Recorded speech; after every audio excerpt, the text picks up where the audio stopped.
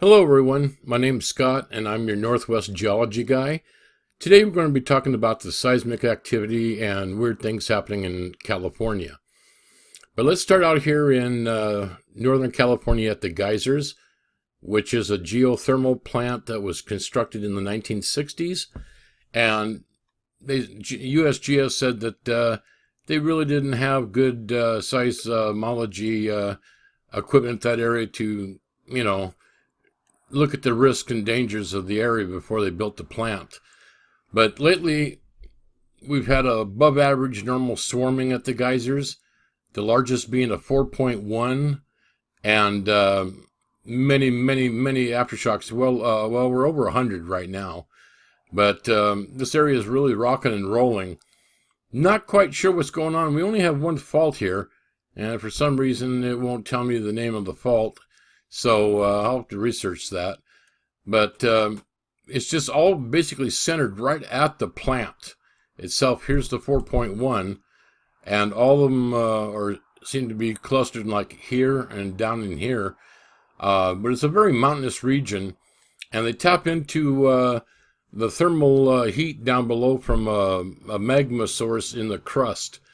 They haven't really studied that too much, or they're not saying too much about it. That's the USGS. But to have that much activity there and magma in the crust and a big long history of volcanism in that whole area, I would say definitely there's some kind of magma in the crust that's heating up the host rock that's allowing them to draw heat out of it. They pump wastewater down in to the ground into the wells, and it heats up and they suck it out and it creates their energy. So that's, if you look at it, it's telling you there's something hot down there. It's not too deep. Probably they said it's around maybe 7 kilometers deep, which that's not too awful deep. But okay, well, let's go on down to Southern California, down in the Fontana region. And here you can see there's been massive swarming here. We're over 1,000 quakes right now in this region here.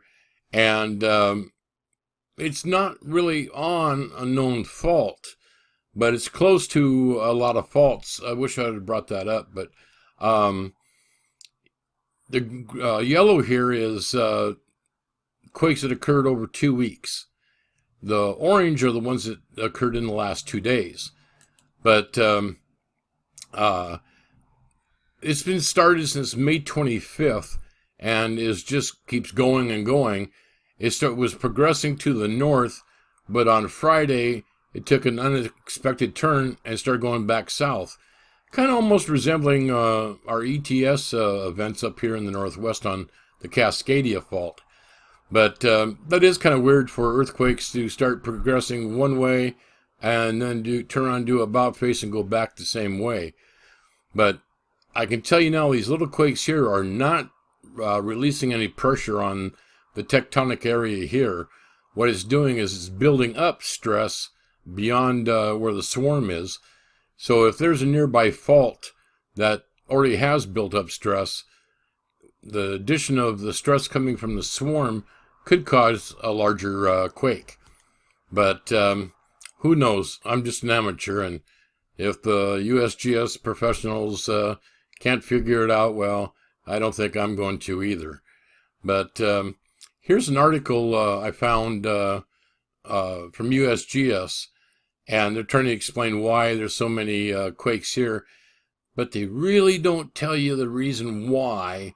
They kind of tell you what's going on, how they get their heat from the geothermal area down there, but it really doesn't tell you why currently there's a lot of seismic activity.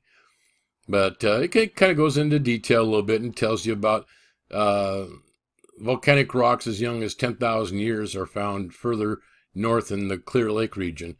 It just tells you a little information there, kind of to steer you away from the main focus of the article. But it's kind of crazy, and I'm not really sure why we're having so much activity down here. It's something I'll keep a close eye on, and I know my buddy Ben Ferriolo and my other friend Mary Greeley, she did an article on this already today, but I'm waiting to see what's going to happen. Is it just going to quietly swarm out and stop, or is it going to continue? The largest one down here was a 4.1. The largest up in the geysers was also a 4.1, and it's just something very interesting. And then the tar pits in L.A., what's causing the tar pits to start oozing out tar beyond the pits. So that's another interesting event that I'm going to be keeping an eye on.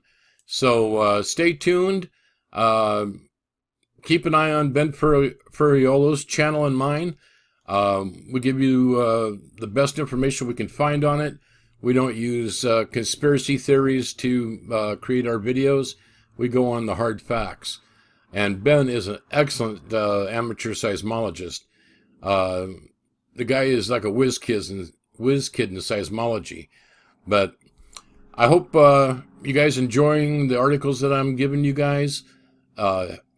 Please feel free to comment. Let me know what you feel about it, especially if you live in the area. Maybe you've heard something different. Please share it with us in the group. But don't forget to subscribe, hit the like button, and try to leave me a comment. All right, this is Scott signing off.